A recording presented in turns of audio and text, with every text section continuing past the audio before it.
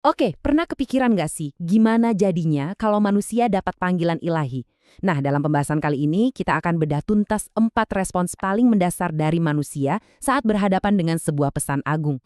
Coba deh bayangin skenario ini. Sebuah pesan ilahi yang bisa mengubah total arah hidupmu tiba-tiba datang. Pertanyaannya bukan lagi pesan itu datang atau enggak, tapi gimana kamu akan merespons? Karena pada akhirnya, setiap orang harus memilih jalannya sendiri. Berdasarkan ajaran Islam, ternyata ada 4 jalur klasik yang bisa diambil manusia. Kita akan telusuri satu persatu jalur ini buat memahami sifat dari setiap pilihan dan yang paling penting, konsekuensi apa yang menanti di ujung jalan itu. Kita mulai dari jalur yang pertama, jalan penolakan. Dan ini adalah sebuah kisah yang agak tragis ya, tentang sebuah janji besar yang pada akhirnya diingkari begitu saja.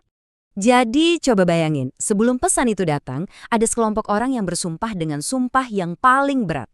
Mereka bilang, kalau nanti ada seorang pemberi peringatan datang ke kita, kami jamin, kami pasti akan jadi yang paling lurus jalannya. Janji yang luar biasa kan? Tapi apa yang terjadi pas utusan itu benar-benar datang? Anehnya, bukannya disambut, mereka malah lari menjauh. Dan yang paling bikin kaget, penolakan mereka itu bukan karena mereka nggak tahu atau nggak paham. Justru sebaliknya, mereka tahu persis apa yang mereka tolak. Penolakan ini lahir dari kesombongan. Mereka secara sadar seolah-olah membangun dinding di sekitar hati dan telinga mereka sendiri. Mereka bilang, hati kami tertutup, telinga kami tersumbat. Intinya, mereka merasa ada semacam hijab atau penghalang antara mereka dan pesan itu. Jadi, mereka sebenarnya mengakui kebenaran, tapi dengan sadar memilih untuk berpaling. Oke, selanjutnya kita masuk ke jalan yang lebih kompleks dan bisa dibilang lebih berbahaya. Ini adalah jalannya orang munafik. Jadi, apa sih munafik itu? Sederhananya, ini adalah orang yang di luar, di depan umum, kelihatannya beriman. Tapi di dalam hatinya yang ada justru kekafiran dan penolakan. Poin kuncinya di sini adalah perpecahan total antara apa yang mereka ucapkan dan apa yang mereka yakini. Yang kita lihat ya cuma topengnya saja. Nah, biar kebayang betapa berbahayanya ini, kita bisa lihat perbandingannya. Dulu di Mekah, musuhnya itu jelas, kelihatan, ada di luar. Tapi di Madinah, tantangannya jauh lebih besar, karena musuhnya bersembunyi di dalam komunitas, pura-pura jadi teman. Musuh dari dalam, ini kan jauh lebih susah dideteksi dan jelas lebih merusak. Sekarang kita beralih ke jalan ketiga. Nah, yang ini agak beda. Ini adalah jalan yang diambil oleh mereka yang sebenarnya punya iman sejati, tapi tanpa sadar, mereka menempatkan diri mereka di jalur yang sangat berbahaya. Perjalanan mereka ini awalnya dimulai dengan iman yang tulus di hati dan lisan. Tapi, pelan-pelan, mereka mulai meremehkan kewajiban, mulai terjerumus ke perbuatan-perbuatan yang dilarang.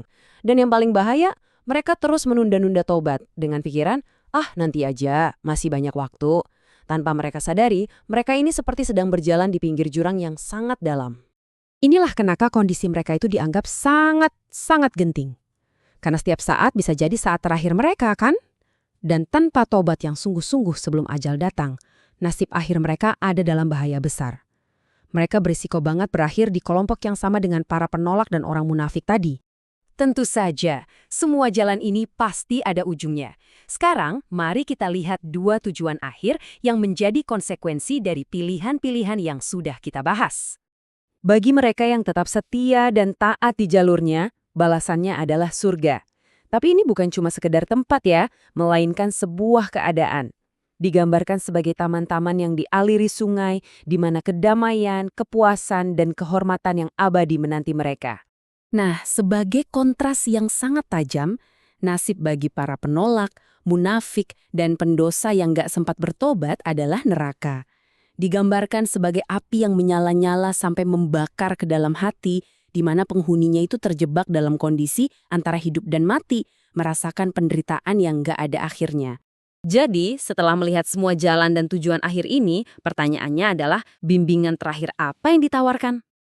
Buat orang beriman yang sudah berada di jalan ketaatan, nasihatnya jelas. Pertama, tetaplah teguh. Kedua, perbanyak terus amal baik. Tapi yang paling penting, bersabarlah, karena jalan ini butuh usaha. Lakukan semuanya dengan niat yang ikhlas. Dan yang terpenting, bertahanlah di jalan ini sampai akhir hayat. Dan bagi orang beriman yang mungkin sempat berbelok dari jalannya, panggilannya jauh lebih mendesak. Berhenti dan kembalilah sekarang juga, sebelum semuanya terlambat. Jangan sampai menunggu ajal datang dalam keadaan yang tidak diridhoi. Ini semacam pengingat yang sangat keras ya, agar kita nggak pernah merasa aman saat melakukan maksiat. Kenapa?